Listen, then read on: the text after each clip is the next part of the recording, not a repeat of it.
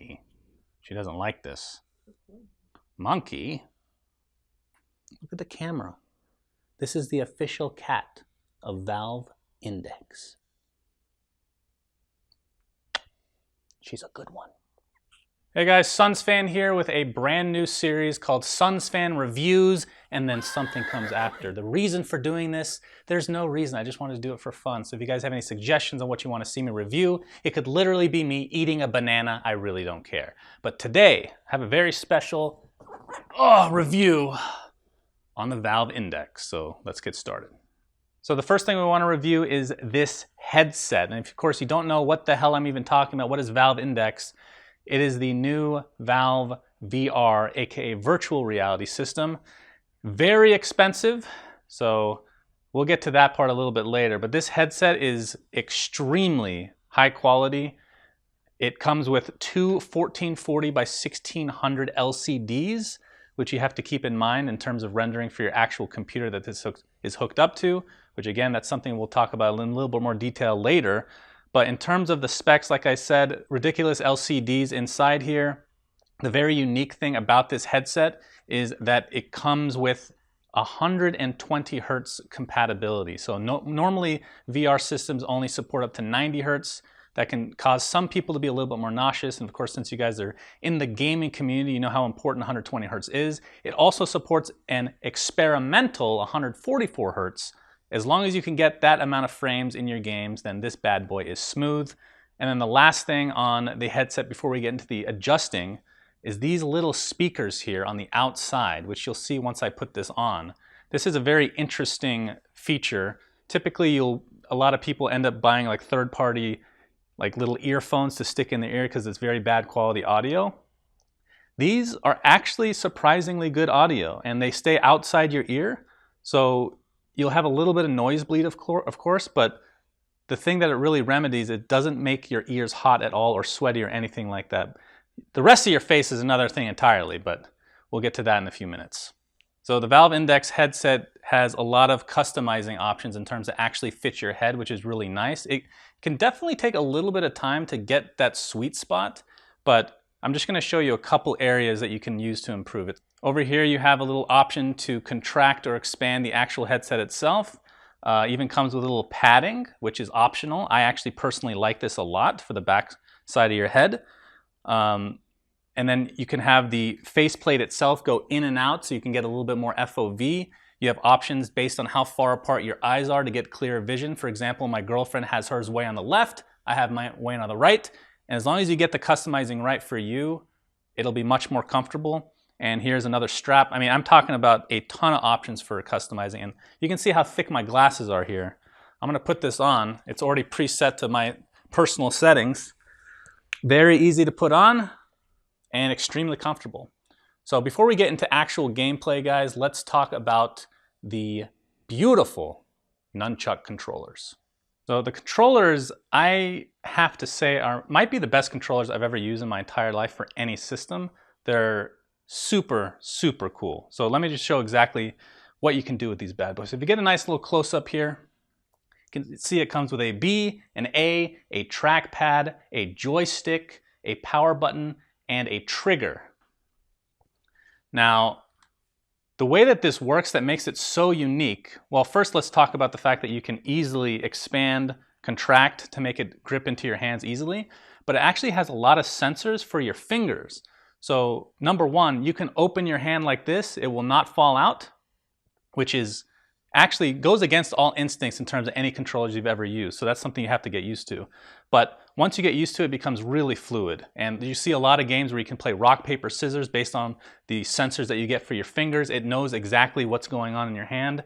This is the real selling point, in my opinion, other than the 120 hertz, which is a big improvement. The controller, I think, far surpasses anything I've ever personally used. So huge kudos to Valve for these bad boys. So this is the Valve Index base station. Pretty standard stuff. You can mount it on a wall. It essentially just tracks everything in your area. It comes with two. You can have up to four. In theory, if you do mount it, you want it higher up, but we've had it actually relatively low and we've had absolutely no issues with this. The one thing that I would say in case you are thinking about purchasing this, when it's on, it has a green light, and when it's in sleep mode, it has a blue light. The reason this is important is because if you just turn off the computer that it's hooked up to, it'll just stay green and it's just going to continue to be on.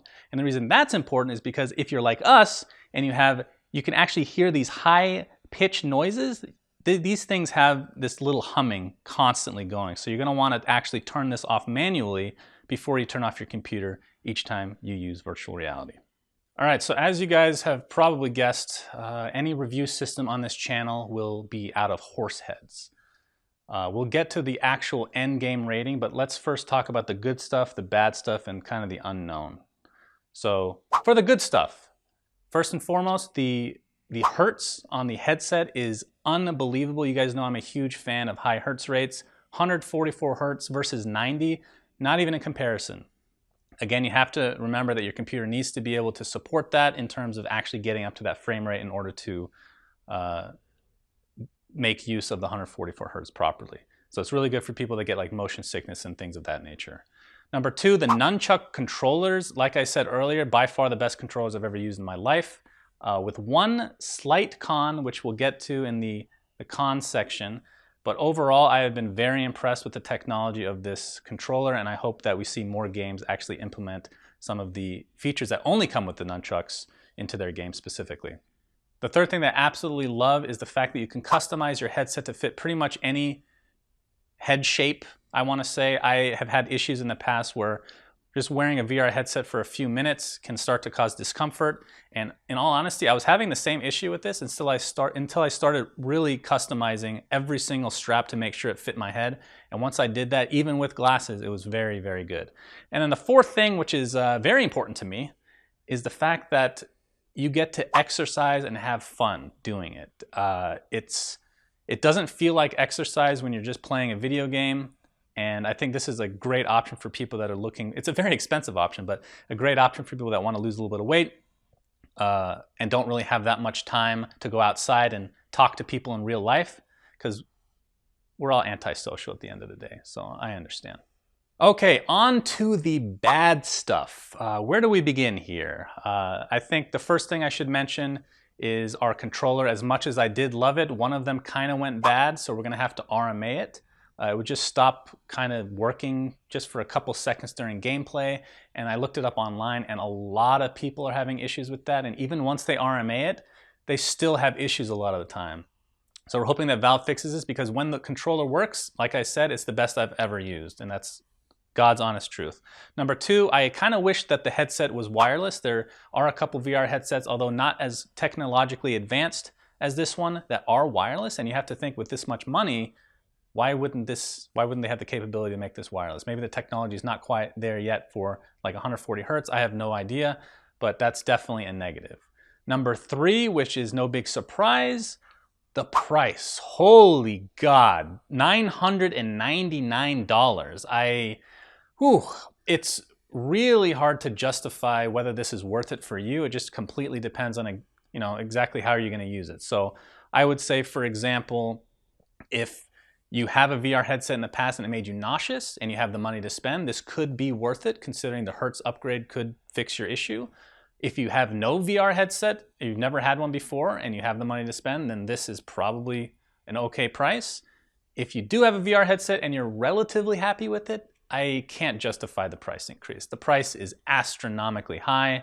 Yes, it is probably the best headset on the market, but that's still a high price. And then the final thing that we are not fans of is the sweating. And I know this is kind of a thing for VR headsets in general, and the fact that you have the speakers on the outside does remedy this a little bit. Having to share the VR headset can be a real pain, because people just soak into this freaking headset all the time. So unless you're absolutely alone and no one's going to ever use your headset, it doesn't really matter. That's fine. But if you're going to be sharing with other people, it can be kind of disgusting. There's options to replace the gaskets for $40, which is a little bit pricey, but you have to wash them. We've gone kind of the ghetto route, and we just put towels on our head. It actually feels comfortable, and it looks stupid, but it works. It does the trick, because the sweating can just be too much.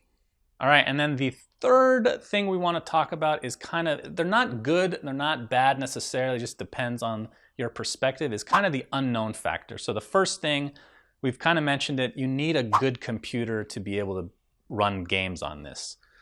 They give some system requirements. Those are like the bare minimum. We had a 5820K, just to give you an idea, i7 with a 9700 GTX. It ran okay, but the graphics card actually died, but it has nothing to do with VR. That was more just the graphics card being super old. So we upgraded to a 2070 RTX, which is ridiculous expensive.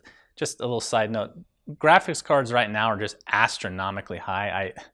It's very hard to justify spending any money on graphics cards. I mean, it is a good one, but the problem is hitting the 144, or if you're gonna do 120 hertz, 120 FPS in your games, you want that to always be the case in order for you to not get motion sickness or see any weird artifacts or anything like that. So that's the first unknown, because it depends. If you already have a good computer, it's not a problem. But for us, this is a separate computer that was kind of like an old hand-me-down that we had to upgrade, so that's more money that we had to spend, which is definitely a negative for us.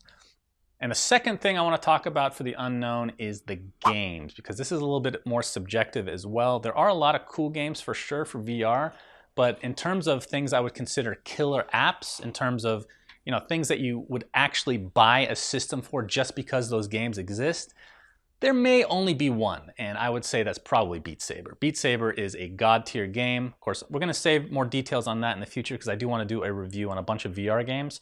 But in terms of the other games, like some of the stuff it comes with, like the lab, they have some very cool features, and at first you're like wowed, but it loses its luster. There's not a whole lot of replayability in a ton of these games. So it just depends on what kind of games you like, because they have pretty much everything. But again, in terms of things you would buy a VR for, a little bit limited right now, but there is hope for the future, my friends, because I am mega excited for a game called Boneworks that essentially just looks like Half-Life that Valve will be shipping as a flagship game for this system. And holy geez, if you haven't looked it up now, do it, because it looks insane. If it's as good, if it's as fun as it looks, then this will be worth the purchase for sure. So what is my rating, you ask? Well, this was a very hard one because there are so many different perspectives depending on how much money you have to spend, what kind of VR system you've had experience with or you have currently, if any. And for me, I have to base it off of what I have, right? So I had enough money to buy this, obviously, and I've never had a VR system before. I have a hard time going higher than this rating, which is 7.5 horse heads out of 10. Which may seem a little bit low, and that could go up depending on the game quality, but that's a big if right now, because like I said, Beat Saber is like the only thing that they have that I feel like is a killer app. It's an unbelievable game, but of course it's not just for Valve Index, it's for all VRs.